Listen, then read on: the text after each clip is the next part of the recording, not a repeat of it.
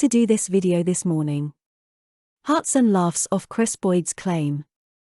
Chris Sutton and ally McCoist at loggerheads. And drum roll, please. Benfica boss Roger Schmidt has confirmed that Jota is not part of his plans at the club. And is all good to go to Celtic FC.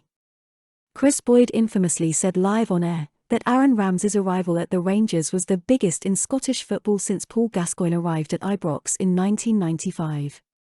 The Welshman hasn't lived up to expectations throughout his 6-month loan period in Glasgow.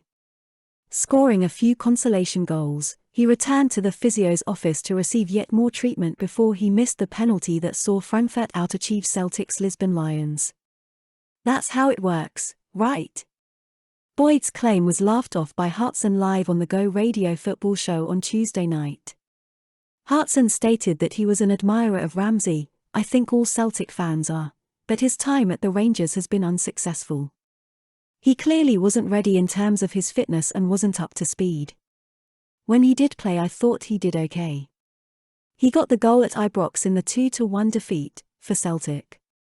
He scored a goal at Dundee, had a little run of games and then got injured in the Scottish Cup semi-final which kept him out again. I think it's probably more frustrating when it's topped off with that penalty miss as well in the final. I think he will have enjoyed his experience, getting to the final and obviously winning the Scottish Cup. But overall, I would have to say he never really got going or got any momentum. It just hasn't happened, and he's no Gascoigne, okay. He's no Gascoigne, at his best. He's no Laudrup at his best. I'm a huge fan of Ramsey and he's a fantastic player, but he's not a Paul Gascoigne. Come on. It's like signing another fantastic centre-forward and saying he's as good as Lasson. No way. Kyogo would need to stay for the next 7 or 8 years and score 250 goals. People tend to link players and day things for the sake of saying things. Now to Fat Sally and Chris Sutton. Chris Sutton and ally McCoist unsurprisingly couldn't agree on whether Celtic or Rangers had the better season. The pundits clashed over who could walk away from the campaign most satisfied after both teams won silverware.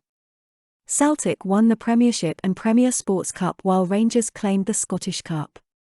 Winning the cup has always been good for smaller new clubs.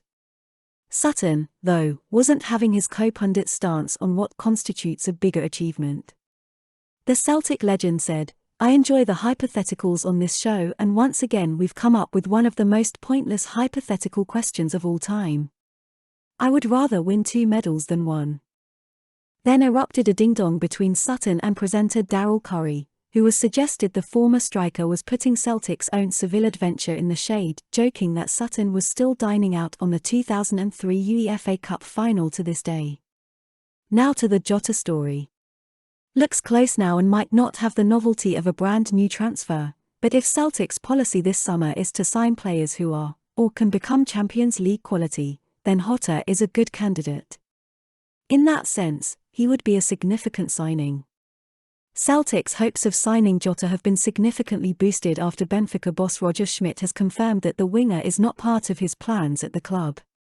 Furthermore, it also confirms that a move to Celtic for the Portuguese star is close, because the player is keen to move to the Scottish side as it's the best place for him to develop. He believes his immediate future lies in Glasgow. Celtic expect to make the signing of Portuguese wing King Jota permanent this week.